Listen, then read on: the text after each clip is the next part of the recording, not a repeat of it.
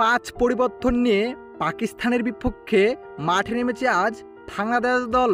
দর্শক, আজ পাকিস্তানকে হারাতে পারলেই হোয়াইট ওয়াশ করতে পারবে বাংলাদেশ দল। এমন ম্যাচে এদিন 5 পরিবর্তন নিয়ে মাঠে নেমেছিল বাংলাদেশ। দর্শক, এদিন টস জিতে প্রথমে বোলিং করার সিদ্ধান্ত নিয়েছিলেন বাংলাদেশের অধিনায়ক লিটন কুমার দাস।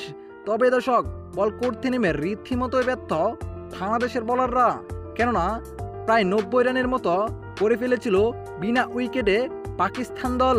যেখানে দর্শক এদিন পাকিস্তান একাদশে সুযোগ পেয়ে রীতিমতোই বাজিমাত ঘটালেন পাকিস্তানের ওপেনার শাহজাদা ফারহান। যেখানে দর্শক এদিন 41 বলে 63 রানের দুর্দান্ত ইনিংস খেলেন। তারপর পাকিস্তানের আরও 4টি উইকেট তুলে নেয় খুব তাড়াতাড়ি বাংলাদেশ দল। শেষ পর্যন্ত বাংলাদেশের বোলারদের পিটিয়ে পাহাড় সমান রান করেন পাকিস্তান দল।